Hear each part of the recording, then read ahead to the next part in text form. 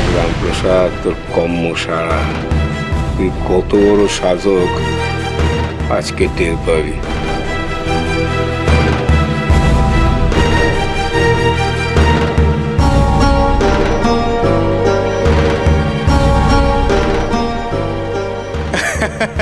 আরে হবে হবে, সব হবে। এখন কি বলুন তো, আপনার এই জ্ঞানের কথা শুনে না আমাদের কোনো কাজ নেই। তার থেকে আপনি এক কাজ করুন, দাঁড়ান, আপনি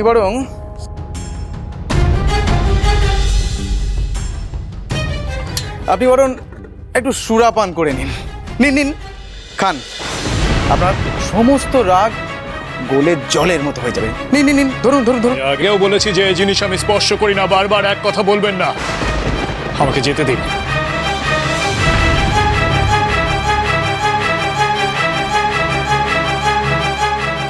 দিন, ওটা আমায় দিন, আমি ওনাকে খাইয়ে দিচ্ছি,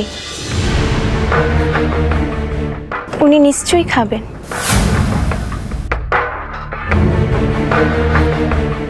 এদিকে আসুন, নিন, খান, একটু খেয়ে দেখুন, তারপর দেখবেন আমাকেও আপনার ভালো লেগে গেছে। নিন, আরে খান খান, আরে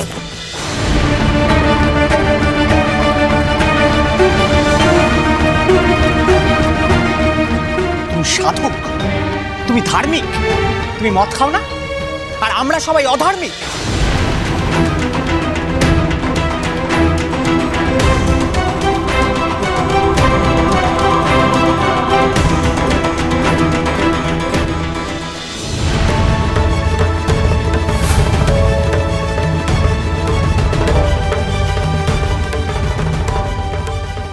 নাও হে নাগর, এবার তোমার শুদ্ধি হয়েছে, এবার তো আমায় আপন করে নাও। রামপ্রসাদ মশাই নাচ ঘরে কি করছেন? নাও নাও বলছি, নাও।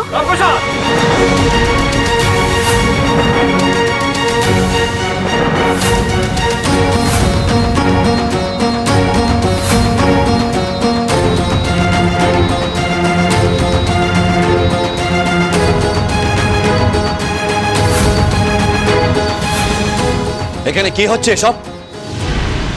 হায় হায় হায় হায় গো, এ কি করলে তুমি? এইটুকু সামলাতে পারলে না তুমি? না মানে দিদি, আমি হাতে নেওয়ার আগে মানে তুমি এইটুকু সামলাতে পারলে না?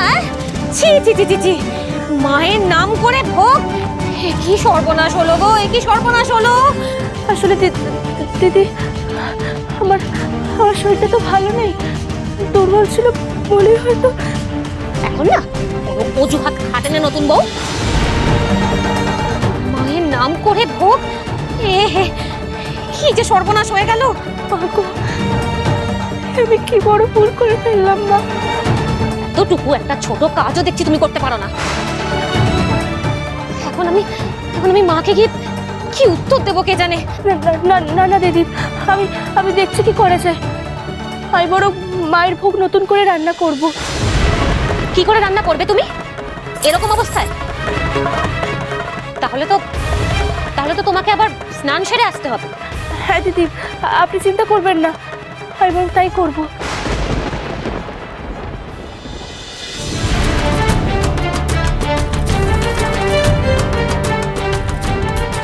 জ্বর তো কমবেই না, উল্টে এই অবেলায় স্নান করলে আরো বাড়বে। নিজ ঠাকুরপো যতক্ষণে এসে পৌঁছবে দেখবে তার বউয়ের মরো মরো অবস্থা। দেখুন না দাদা, আমরা তো ওনার কাছে এসেছিলাম গান শোনার জন্য, কিন্তু উনি সুরা পান করে বেসামাল হয়ে পড়ে অপ্রকৃতস্থ আচরণ করছেন।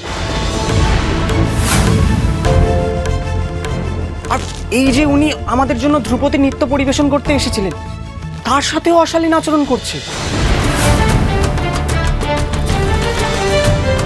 না না না না, এসব আপনারা কি বলছেন? না, উনি একজন ভদ্র মানুষ, একজন ভদ্র মানুষের সম্বন্ধে এসব কথা বলতে আপনাদের লজ্জা করছে না? না না, আমিও মানতে পারছি না যে রামপ্রসাদ অপ্রকৃতিস্থ হয়ে মঙ্গলাবাইয়ের সঙ্গে এমন ব্যবহার করতে পারে। মঙ্গলাবাইয়ের সাথে যা করলো সেটা তো আমরা দেখলাম। সুরার তো বিশ্বাস হচ্ছে। আচ্ছা একবার শুকে দেখি, তাহলে দেখি। বাহ, সে কি, এ তো রামপ্রসাদ তো সুরার গন্ধে পুরো গন্ধমাদন হয়ে রয়েছে। না, কি বলছেন আমি দেখি একবার। সুযোগের সদ্ব্যবহার করো না আজু গোসাই। তুমিও জানো যে এসব সত্যি নয়। আচ্ছা তাই যদি, আচ্ছা ঠিক আছে ভজরী, একবার শুকে দেখো তো। দেখো শোকো, আমরা কি সবাই মিছে কথা বলছি? হ্যাঁ, না, দেখতে চাই, আমিও দেখতে চাই। দেখো না না না, এ হতে পারে না, এটা ষড়যন্ত্র। আমি জানি এটা ষড়যন্ত্র, এবং তা কার প্রশ্রয় ঘটেছে তাও জানি। বাহ বাহ বাহ বাহ, অমনি একটা দেওয়ার মতন অজুহাত পেয়ে গেলি, কিন্তু শাক দিয়ে কি আর মাছ ঢাকা যাবে? এসব তুই কি শুরু করেছিস রামপ্রসাদ? হ্যাঁ, ছি ছি। এতদিন জানতাম যে আড়ালে আবডালে নিজের বউয়ের সাথে নেশা, তারপর তো সাধনা এইসব করতিস। এখন দেখছি দিনে দুপুরে একজন সজ্জন ব্যক্তির বাড়িতে এসে তার মেয়ের অন্নপ্রাশনে, না না না না না না, এ জানা নেই, শোনা নেই, চেনা নেই, কিচ্ছু নেই এইভাবে। আপনারা সকলে শুনুন, খারাপ লাগে খুব বলতে, রামপ্রসাদের বড় অবনতি হয়েছে। তুমি চুপ করো আজু গোসাই, ঘটনাটা অতিরঞ্জিত করো না। জমিদার মশাই, আমার কথা শুনুন আপনি। আপনার এই ভাই এবং তার এই দুই বন্ধু আমাকে এক প্রকারে জোর করে এখানে ধরে এনেছিল গান শুনবে বলে, আর তার সাক্ষী রয়েছে এই ভজাদা। হ্যাঁ, আমি ছিলাম, আমার সামনেই ওনাকে জোর করে টেনে নিয়ে গিয়ে তারপর। কেবল তাই নয় জমিদার মশাই, এরা আমাকে এখানে ডেকে এনে অপমান করেছে, জোর করে সুরাপান করানোর চেষ্টা করেছে, এবং আমাকে এখানে আটকে রেখে এই মহিলাকে দিয়ে অপদস্থ করানোর চেষ্টা করেছে। মিথ্যে দাদা, সব মিথ্যে কথা বলছে। আচ্ছা, আমি বা আমার বন্ধুরা এরকম কাজ করতে পারি বলুন? তাও আবার আপনার মহামান্য অতিথির সাথে। আর আর আমরা শুধু শুধু ওনাকে অপদস্থ করতেই বা কেন যাব বলুন? উনি তো সুরা পান করে বেসামাল হয়ে পড়েছিলেন, আর তাই জন্য প্রতিবাদ করতে গেছিলাম। আর সেই কারণে ও আমার বন্ধুর গায়ে চড় অব্দি মেরেছে। এই দেখুন, এই দেখুন, এই দেখুন কি করেছে, চড় মেরে গালে 5 আঙুলের ছাপ ফেলে দিয়েছে। কেন মিথ্যা কথা বলছো রুদ্র? এটাও বলো যে তোমার বন্ধুকে আমি কেন চড় মেরেছি।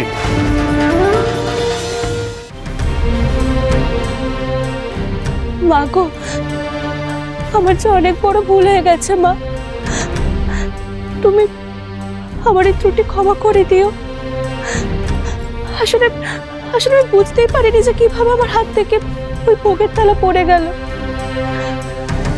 আমার আমার শরীরটা যে খুব খারাপ লাগছে মা। ছোট ঠাকুরপোর ওষুধে আমার জ্বর কমলো, শরীরটা যে এখনো দুর্বল আছে। তুমি দেখো মা, আমি যেন স্নান সেরে ভোগ রান্না করে ঠিকঠাক ভাবে পুজো সম্পন্ন করতে পারি। তুমি দেখো।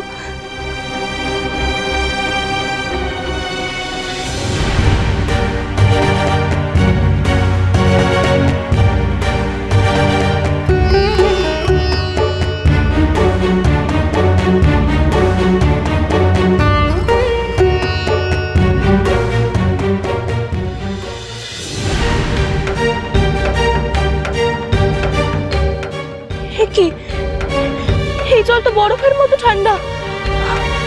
এই জল দিয়ে স্নান করলে যে আমার শরীর আরো খারাপ হয়ে যাবে, কোনো ওষুধই কাজে দেবে না।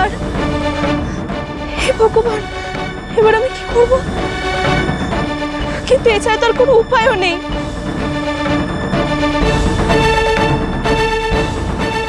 রক্ষা করো মা, তুমি রক্ষা করো।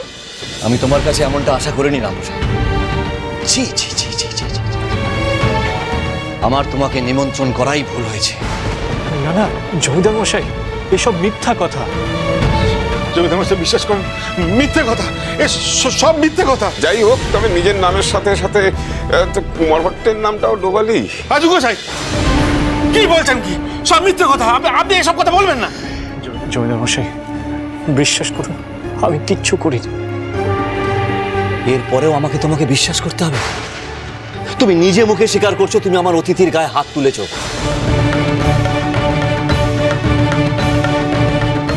এরপরেও আমি তোমাকে বিশ্বাস করব? তুমি এক্ষুনি এখান থেকে চলে যাও রামপ্রসাদ।